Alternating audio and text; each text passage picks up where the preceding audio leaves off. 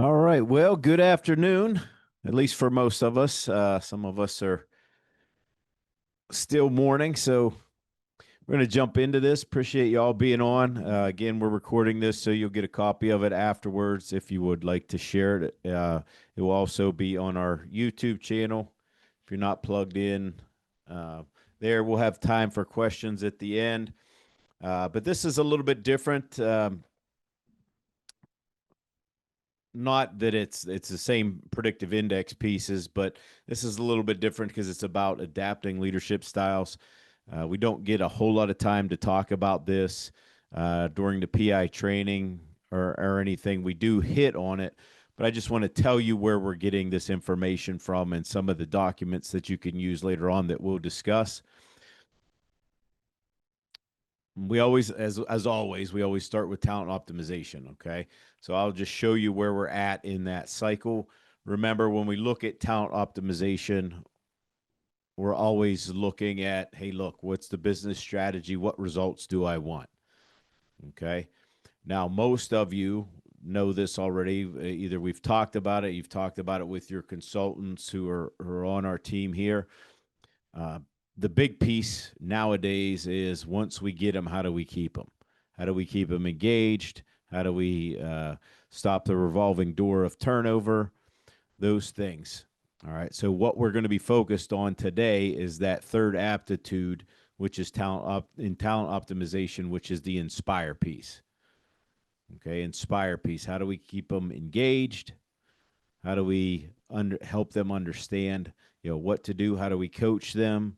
How do we resolve conflict? How do we go from maybe a competitive relationship into a complementary one? So we're going to be talking about those things and unpacking those things today. I think you'll get a lot out of it. A lot of you probably, are already doing this to some degree or looking for ways to get better to do these things. We always talk about engagement or disengagement, whatever way you want to look at it. Okay. How do we engage people? Right. Most of you are on the line because you want to. You get to come to your job. You enjoy those things about your job on most days, right? Everybody has the days, right? Uh, the have tos are what we're talking about here. They're just getting by, just doing the bare minimum. Sometimes in some environments, though, they're not even meeting the minimum job requirements, and we're afraid to just get rid of them because we're not going to be able to fill their position. Okay, but we want most people to get to that want to piece. So this might be also for you. There's a little self-awareness in this today. So for you, what's my highest and best use in my role? Right? I want you to be thinking about that as a takeaway today. Uh, just because I can doesn't mean I should. That kind of thought pattern. And then how can I do that for others? Right? What are the tools inside of the predictive index software that I can use to get that? And one of the things that we're going to concentrate on too, as the title says, right? Adapting your leadership style for maximum impact. We're going to focus in on one of the strongest forces of disengagement or engagement, which is the manager. Some of you that may have been involved in sports, that might have meant back in the day that was a really good coach or a bad coach, but let's go with the good one first, right? What would you do for that person? Some of you might have had a really good instructor in music or something like that. In our jobs, you know what a really good manager feels like and what a really bad one feels like. Okay. A lot of times, what we'll see is a manager gets moved into a position because of the work that they've done, not their managerial ability. Right. And that's probably a lot of us took that route as well. And then we had to learn. Right. And I think we can always grow from those things. But that's what we're going to focus on today is how do I adapt that leadership style? Do I know enough about me that I can adapt, that I can pivot So if I'm going to have a conversation with Lisa, that looks different when I go and have a conversation with Nikki. Okay? How do you do that? That's where you become what I call in the training, right? That PI Jedi. Like, how can I focus on one person, give them what they need, and then pivot and do that for another person? Like some managers, not a lot, but some managers just get it instinctively. You're going to put the tools in their hands to be able to do it, more on a practical level where they can actually embrace these things and understand what they're doing. We always go back to what PI measures. That's what we're going to be focused on today is, my PI versus somebody else's or just the team, the relationship. Remember, PI measures drives so that we can predict what people need and what their behaviors are going to be. When we're talking about our drives, there's a difference in leading from what I need and then leading to what that person needs. And we'll talk about that over this time together. But we're going to focus first on our own drives, which, if you're helping managers do this, and I know some of you are, like helping them really understand their impact. And I will say some of them uh, say they understand, but I think this one is one of those things or trainings, speeches, lectures, whatever, where you have to go, like you have to hear it time and time and time and time and time again because it has to sink in. It's not just easy to go, you sit in a training and it's like, well, yeah, I get it, right? I get it logically. But then there's the practical application of that. And that becomes difficult. That becomes very difficult in times of stress, right? We always revert back. If you look at that top graph, right? And let's jump to that. Look at the top graph because that's what we're going to be talking about today. We're going to be talking about your top graph, adapting your style to other people's top graph to think about what they need in the environment. But in times of stress, we revert back to what we need. So you have a lot of managers who, a lot on our plates, right? We revert back to what we know the best, and that is our own behavior, our own needs.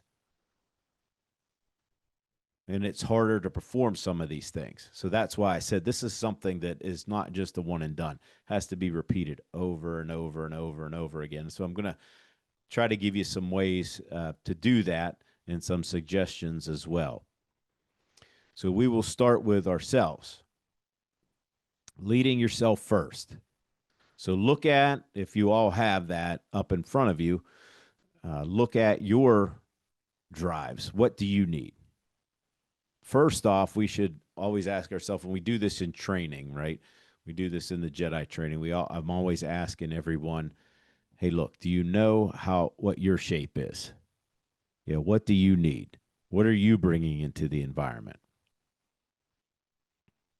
Okay, because if you don't know that, it's hard to understand where my blind spots might be. It's also easier to manage people who are wired like me. All right, I'm going to use Nikki again because I think she's a high B, if I remember correctly. From training, she just got through training. Talk to her all day. That's easy. And I'm just like, man, I think I'm a good manager. Back and forth, back and forth, back and forth.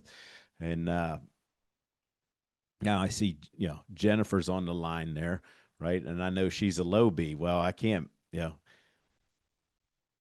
she's nice, but does she want to talk to me as much as I want to talk to her? Probably not. Right? I'm going to wear her down a little bit. So you have to understand on what you need as far as communication, your decision making, and delegation. If we have time, I'm going to dig into even the factor combinations today, especially when we talk delegation, management, things of that nature. But what I want you to understand for yourself is, what are my potential blind spots in my leadership? When we talk about great leaders understand themselves. They understand their blind spots, right? Their talents versus their non-talents, and they're able to utilize those things. You have somebody that might be, when we get into this, I'll go through each of these factors here. But what if we have somebody that's a high A? They might a really high A, so a 2 or 3 sigma high A. They might say, "Hey, look, I want collaboration." But their type of collaboration is, I get into the meeting and I tell everybody what to do, and they're like, "Yes, I collaborated." Right? Have you ever seen that? I don't know. Is it just me? Right? Kim shaking her head. Right? It's like yeah, and I've done it. I've done it. Okay. Patience. Right? This is something I think a lot of us probably need to work on. Maybe it's just me. Right? We're not patient. We may have a tendency to rush things, rush people. Um, so we have to look at those. All right. So let's dip into some of that when we look at the factors here. When you have that A drive, so wherever that stands, remember, we're looking at that top graph. If you're a high A, the good things about that high A, or you're going to tend to be a little bit more determined, more authoritative. Conflict might not cause you stress. All right. On the other hand, like I said, I used that example. There, there might not, there might be a blind spot there for that collaboration when it's needed.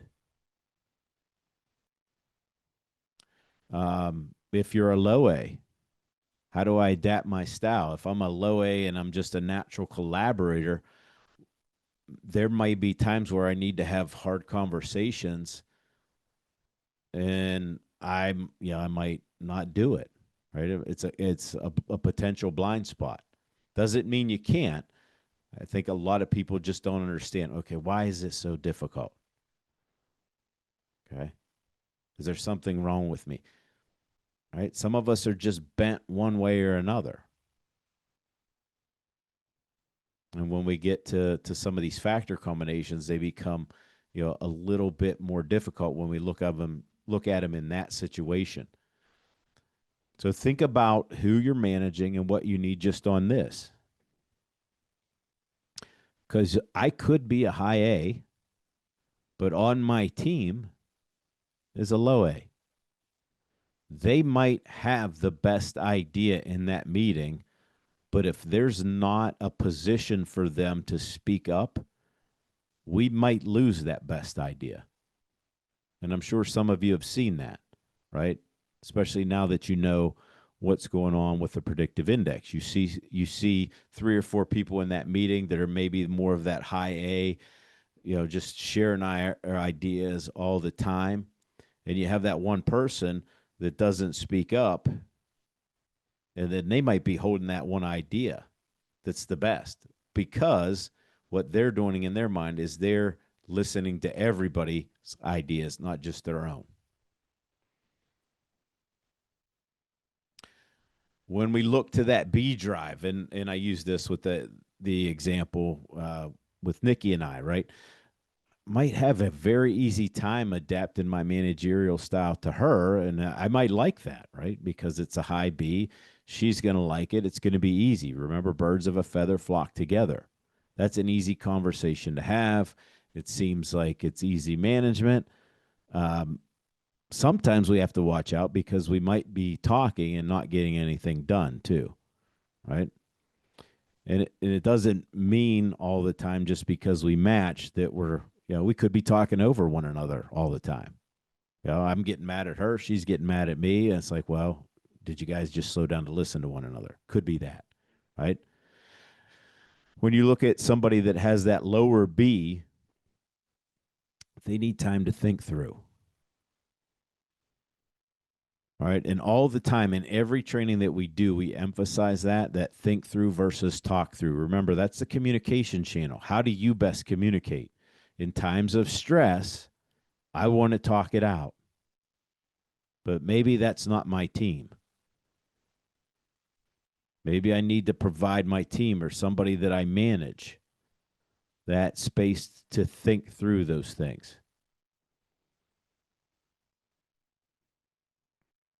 So it's all about adapting, right? What do I need versus what do they need? And here's the other piece too that I use, right? You have two high Bs. Maybe I'm managing somebody. Is it more my need or their need that's being met? If I if I don't let them talk it through, right? If I keep talking and going over it and over it and over it and over it, and never give them the opportunity, what does that do? I'm not a, it's my style and it's their style, but I've stifled their style because of my need.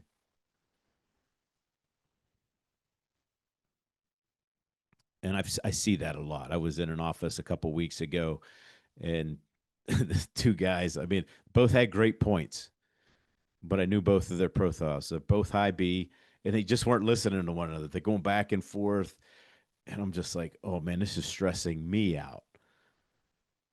But my thought was not to interrupt, but was like, hey, when do I do that? Like to bring some awareness to myself is like, do I do that? And how often do I do it? What kind of situations do I do it in? Where am I more apt to do it? How can I be more aware of when I am doing it?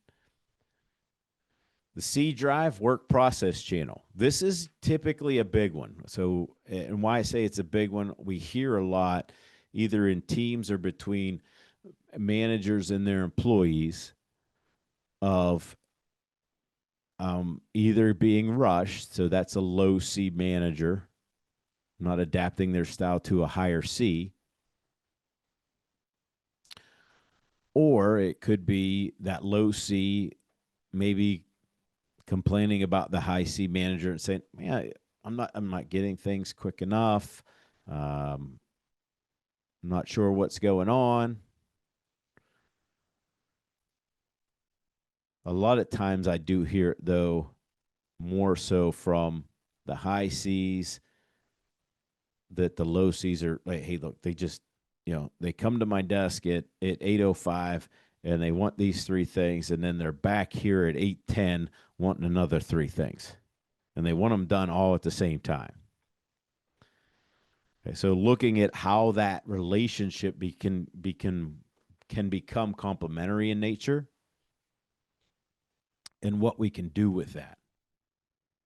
What can we do with those things if we understand kind of what people need? And one of the things we talk about in training is even with some of that high C people is their ability to focus on one thing for long periods of time. What does the office situation even look like when you're talking about adapting needs? Maybe they need a place where it's not so high traffic. You get a high C out of a high traffic area, their productivity could shoot through the roof because they're not getting bothered and interrupted. Right? We always say this: just because you look busy doesn't mean you are busy. I know a lot of low C's that look really busy, but they might not be necessarily getting anything done. Okay, and that's not. I'm just looking at both sides of the equation here of how, what do folks need? How do I need to adapt my style? Those of us that are that lower C, and I share this in training sometimes. My background is as a therapist, and when I got that degree, I thought, man, this would be great. And then all of a sudden, in the first year, when I realized I'm going to have to sit still and listen to people for about 7 or 8 hours a day, I was like, ooh, I don't know why, but this doesn't feel good. Like, I get it. Like, the first three appointments were always great, and then it just went downhill. All right. It just wasn't the right position for me. So then it was like the light bulb went on, and then we got involved with this, meaning predictive index. But the light bulb went on, and it goes off on today. It's like, okay, well, if I'm going to have a session, if I'm going to coach people, I very rarely will I schedule three in one day. You know, 3 I can do. When it gets into that fourth one, it's like, that's a little sticky. Right. So I never do that, or at least try not to. All right. I like to have only 2. If I need to do 3, I can do that, but I just know that after the third one, it's going to suffer. So that's just some of that awareness for myself.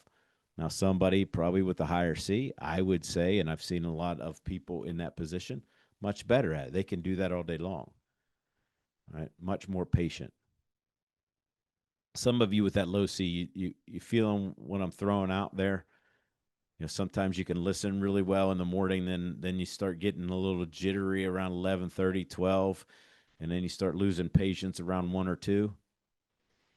Maybe it just happens to me. No, you're not alone. Thanks, Eric. Afternoons are for me. Yeah. So the D drive, and if we have time, like I said, I want to talk about some of the factor combinations in management styles and adapting your management style. This is one again that we hear a lot of.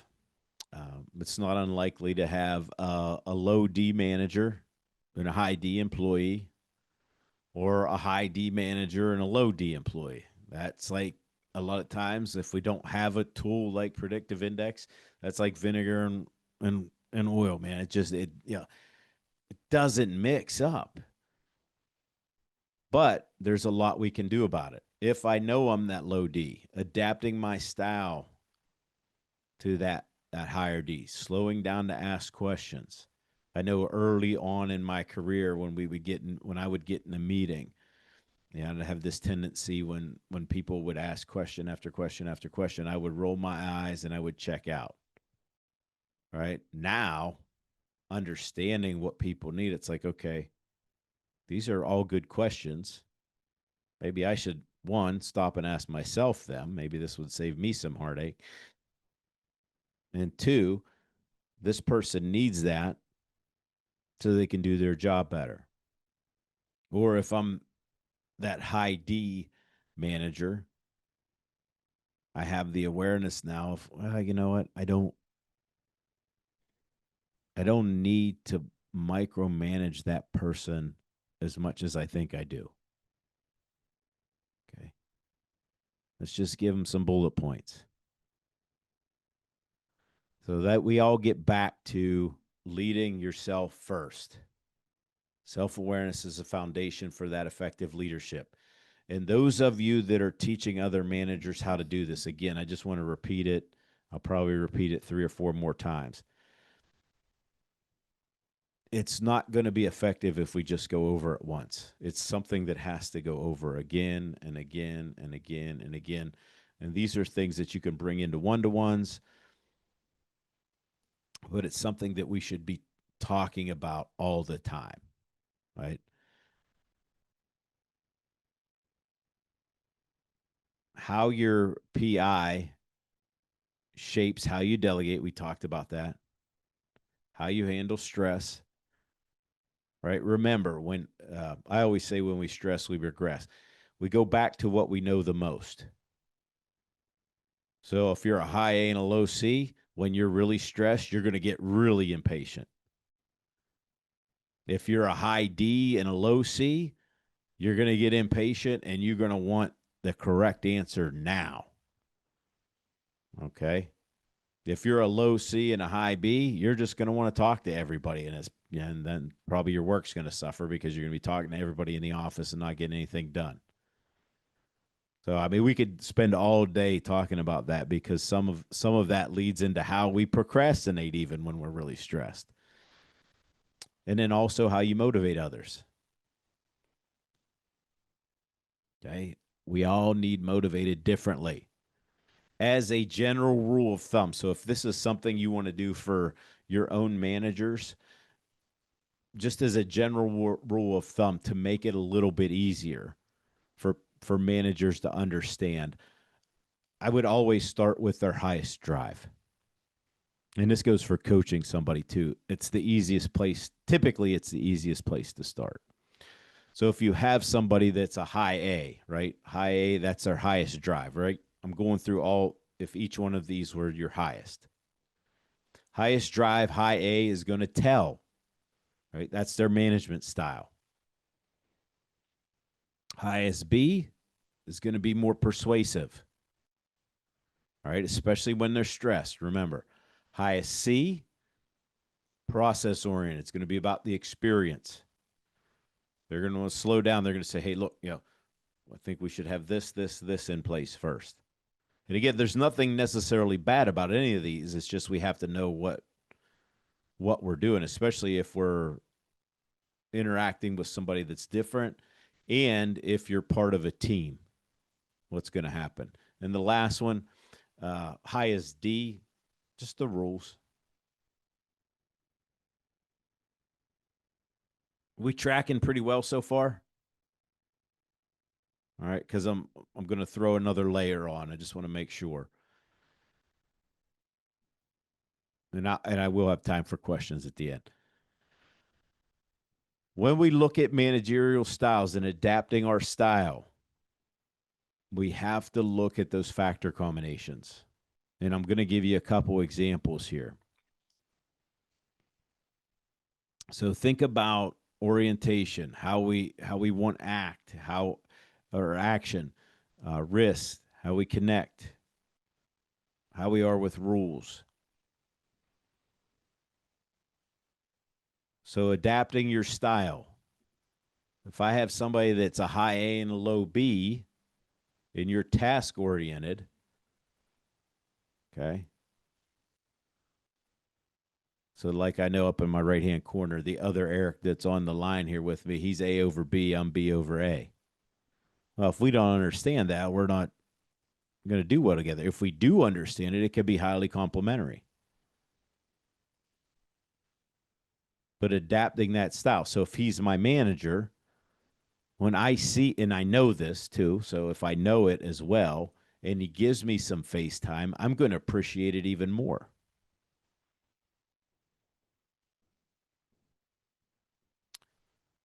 A over C and C over A. And again, could be highly complementary, this relationship. Not, and don't just think about one person. Also, as we go through these, think about your team. All right. If I'm A over C manager and the rest of my team is C over A, what do I need to do? They're not going to respond the same way to pressure that I do. And if I create more pressure, it's actually going to slow them down.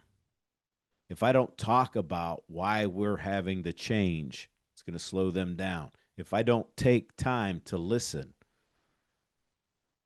one, it's going to slow them down. Two, they're not going to appreciate it. Okay, and then you could think about what happens when we don't do it the other way.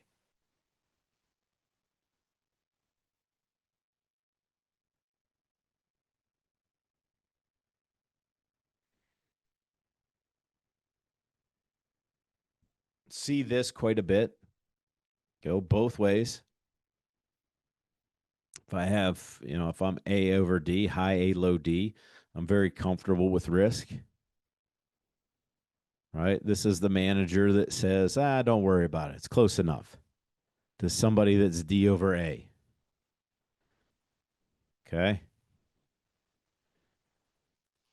What do you think that's going to do? They're going to say, oh, yeah, that's great. I won't worry about it anymore. Oh, it's going to cause them stress. It's going to cause them to become disengaged. Right. And I'll use this example later when we talk about managers.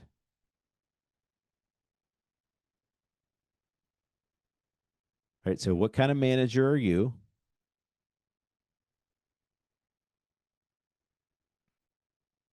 Versus who you're looking at.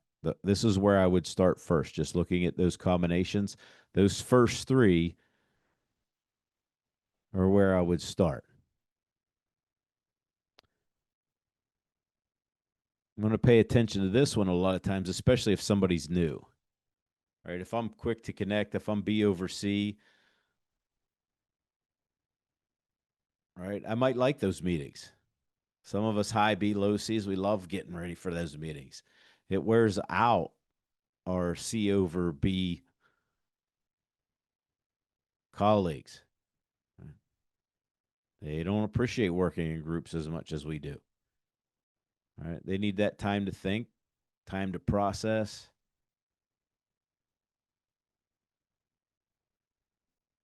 Now, all of you that are on the line here, I want you to look at this combination for yourself. Okay. B over D or D over B? Are you more informal in your managerial style, or do you tend to be more formal in your managerial style? How do you provide direction, share ideas, and delegate? This is usually a big one. If I'm a high B, low D, my tendencies are to be more informal. If I don't understand myself, right, if I don't have something like this that we're utilizing, I'm going to just be more laissez faire with my direction with folks. That's not going to go well for somebody that's that high D, low B. They're not going to appreciate those things. I'm also going to share ideas. Sometimes, remember, high Bs need to talk through. Low D, I'm not really looking at any of the details. Some of you know what I'm talking about because you've heard somebody say, well, we'll just figure it out later. Or they share ideas, but it doesn't really answer the question. And sometimes that B over D delegates too quickly. Or they might delegate too much. Let's look at the other side. If you're that D over B, where you tend to be more formal, high D, low B, you're going to have a tendency to micromanage, right? And sometimes that's going to inhibit your leadership ability. It's also sometimes it's going to inhibit your ability to be promoted throughout the company as well, because sometimes you won't let go of things. All right. So this is the type of person, especially when that spread is really wide like that, a high D, low B, they get upset because everybody that reports to them leaves it on time every day, and they're stuck there for another hour or two. Like, well, why everybody leaves? Well, they don't give them anything to do, so why not leave? Okay, so you have to learn how to delegate. Good thing is, provides lots of direction. Sometimes it's too much. The learning of sharing of ideas with a D over B, and then what do I delegate? And you can always utilize the PI to be delegating to the right people. Right, it's a nice thing about it. But look at that, and if you want to roll this out rather than overwhelm, all of your managers with all the factor combinations, maybe start with this one first. Just talk about it with your managers. How do you think you provide direction, share ideas, delegate? What do you think your people need versus what do you need? And then the last one there, you know,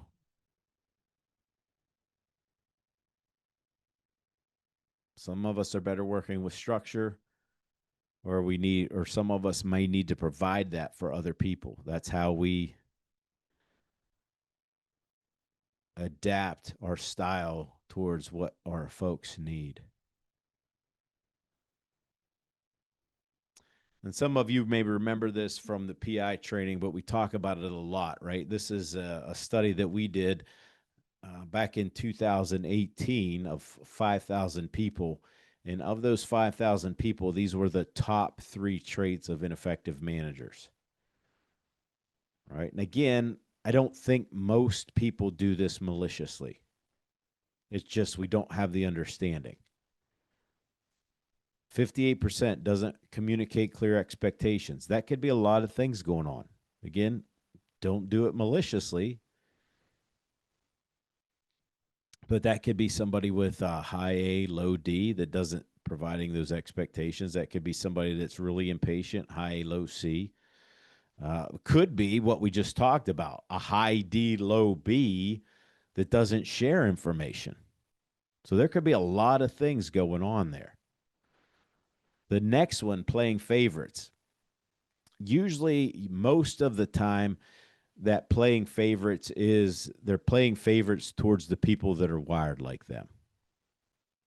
Like I said, that example with Nikki, we just get along. Well, Nikki, you always give preferential treatment to Eric. All right, birds of a feather flock together.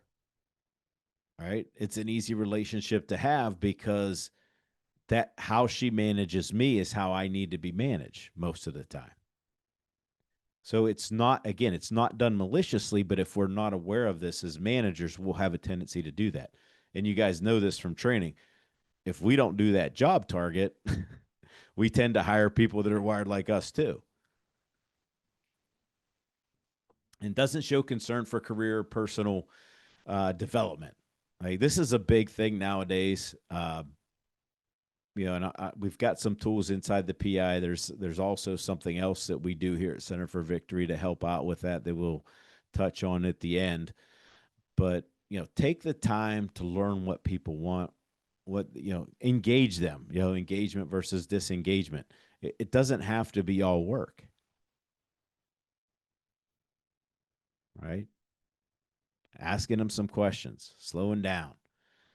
And again, the whole self awareness piece. And you can watch this if you haven't. I usually give this as homework for the PI after the PI training. This is the TED Talk by Tasha Urich. All right. And what her research found that 95% of people thought they were self aware and only 15% were. All right. We have to work with our managers, ourselves, our managers to help them understand like, you might not, you might think you're self aware, but there's a good chance that you're not as self aware as you think you are. And that's why you should never stop doing these things. Right? Self awareness from this standpoint, right? What are my what we've gone through so far? What are my own drives, needs, and behaviors? And how do my styles impact others? Okay. And on the right hand side of this slide here are some things or questions you can bring into your one to ones with people. What's one thing you're proud of? How do you like to be managed? All right. Don't just take the PI's word for it. Sit down and say, like, this would suggest that you need a little challenge. Maybe it's somebody that's a high, you need a little challenge. Is that true? Yeah, a lot of times we don't ask for these things, right? We don't ask these questions. We just work, work, work, work, work. What would success look like for you? Where do you want to go in your career? What do you think the next 2 or 3 years look like for you? And this is where we get into adapting our style, right? This is a great analogy to look at. Or do you play checkers or do you play chess? A lot of managers play checkers. They just move everybody around how they need, right? Great managers play chess, meaning that they understand the person, they understand what that person needs, and they give that person what they need. And that person has a tendency to become more engaged and stays. This is where we always talk about the platinum rule. Platinum rule: treat people the way they need to be treated for maximum productivity and efficiency. And if you're trying to kind of roll this out to managers, another good way to start is just look at the highest drive again. Remember how we talked about managerial style? This is me as a manager. Look at my highest drive. This is how I tend to manage. Well, then let's flip it around and say, well, what do my employees need? And again, a good focus of things, if all of your managers can't be trained as Jedis all at once, a good rule of thumb is just to look at their highest drive. right?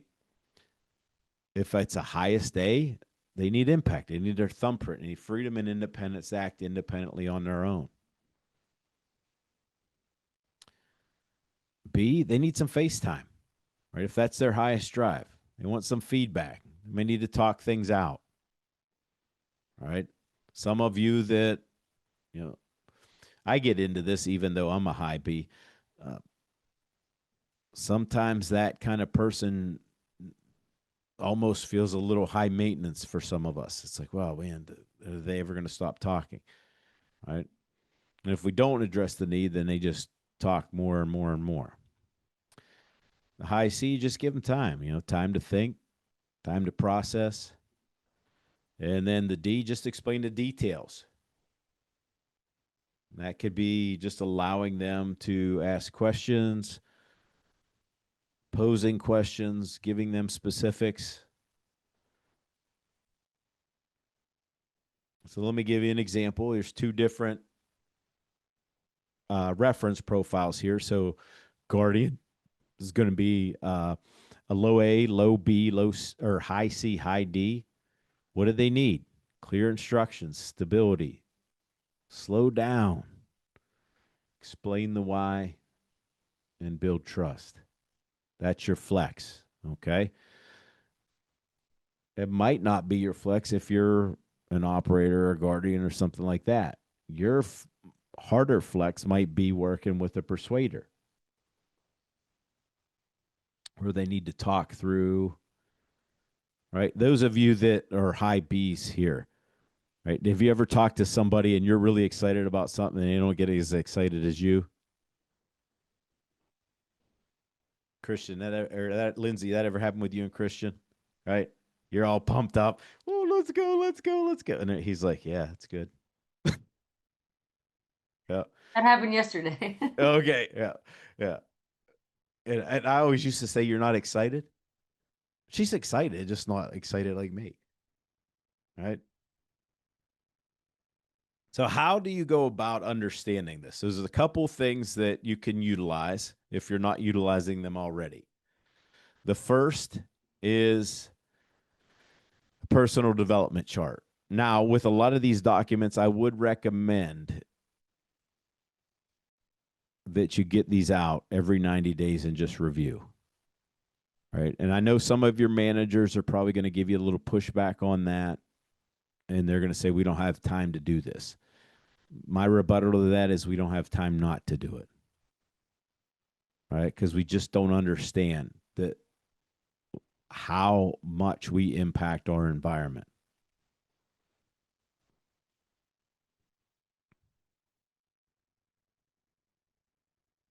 Okay.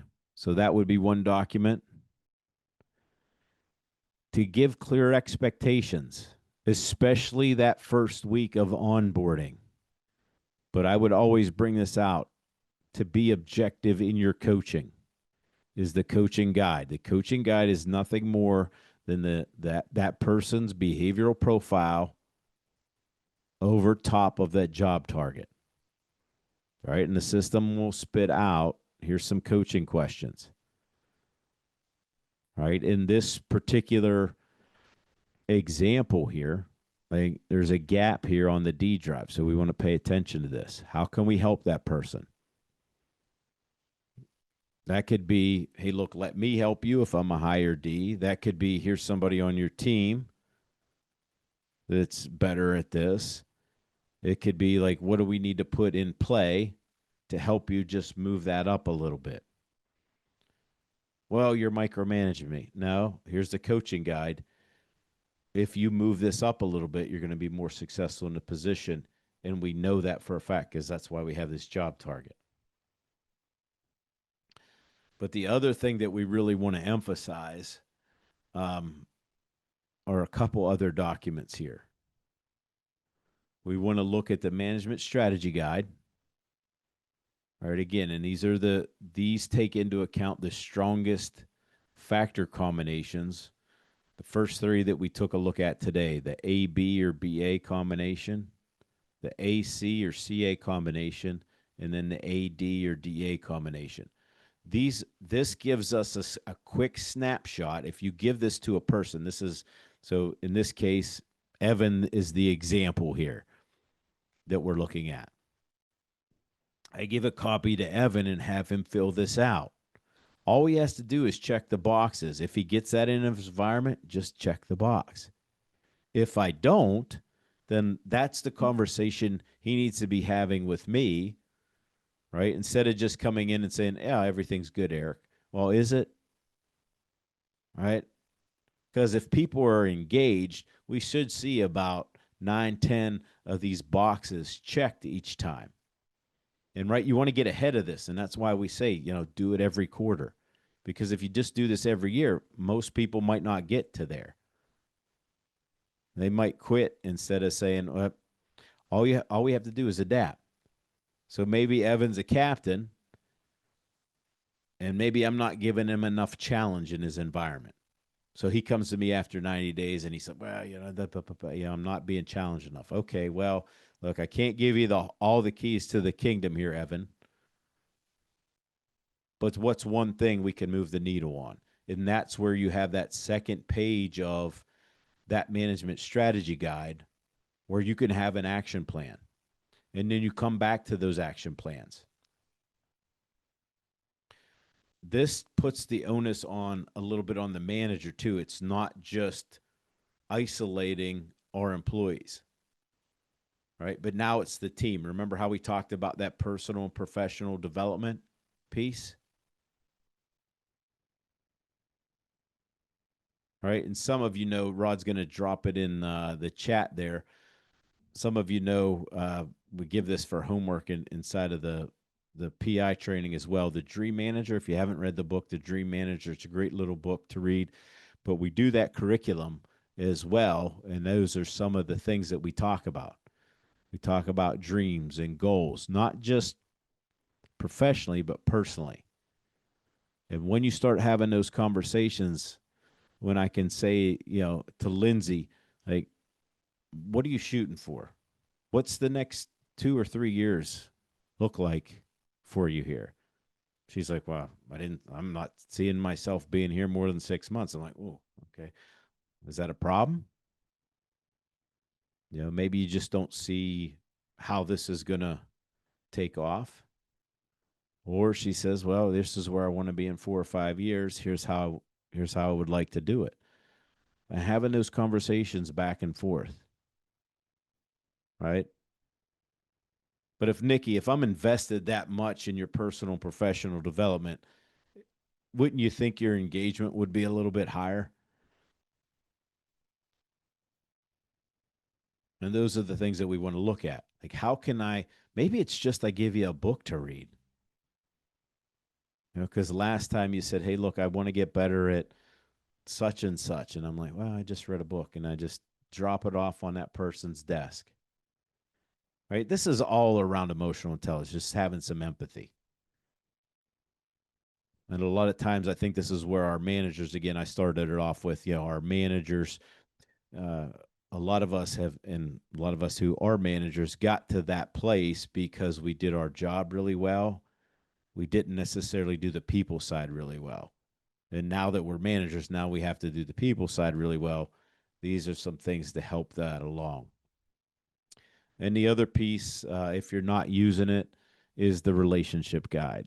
I mean, comes up all the time. And I think you should be looking at this with any relationship that you have. I think this is helpful for the people that we manage as well. Right? If Noah can look at mine and I'm managing him and he's like, well, Eric's really trying here, even though it's different from how he's wired. Like, we had one gentleman just start the PI, and he's like, I'm really struggling with one of my salespeople. And I looked at the salesperson's profile, and I looked at the CEO's profile. I'm like, oh, I see where it is. He's like, and we looked at the relationship guide. He hadn't even been through training yet. And he's like, hey, can you send me that? I'm like, yeah, if I send it to you, I want you to print 2 copies out, and I want you to give him one too. All right. Because he probably thinks you're talking out of both sides of your head. And I called him back the next week. I said, "Well, how's it going?" He's like, "I don't know if it was that relationship guide or not, but I gave it to him and I told him to think about it for a little bit, and it seems to be improving." So I don't know if it's all that. It has to be a little bit of it, though, because something is sinking in. And then the last piece of it, if you and let us help you with this too, especially if you're new, because we want to make sure you're reading this right. You can always use the group analytic to look at your team. Right? Some of you are helping managers look at their team and how to be more effective with my team. When you do this live, you actually have the ability to go into people view with this, and it'll stack the people up where I can just hover over a profile and it'll show me that person in relationship to the group. And I find that to be extremely helpful with leaders who are trying to run their meetings, even trying to run your meeting, trying to run your meeting, right? Trying to run the group. What does the group need versus what I need? We had one company years ago that they used to put all their salespeople together, and this is they have a really big sales force. They have a lot of outside. They probably have about 30 or 35 outside people, and they have an additional, I don't know, 30 or 40 inside people. But they used to bring them all in the same room to do training and their meetings together. And then once they started doing the group analytic, they made the decision to separate the groups because they were so different. And after the first times that they did that with both groups, they had feedback from both groups that said, "Please don't ever put us back together again. We love how the flow of that went." Right? And it was just two different groups needed two different things, but they were able to meet those needs. All it took from the managers was really an extra hour and a half a month, but the results that they got were well worth it. And then if you get into it, for those of you that have the design piece or aptitude, you can get into it where it's going to give you those team analytics as well. But start here first, right? Start with this group analytic because that's available to you, and then move from there. But a lot of people forget about this and then they don't utilize it. There was a time where it wasn't accessible to our clients, that we could only use it as practitioners. But if you don't know what you're looking at, and if it's your first time doing it, just let us help you, please, because you know who's on the right team, what are you looking at? Because we're looking at all the factor combinations too. But until next time, we'll see you, and take care.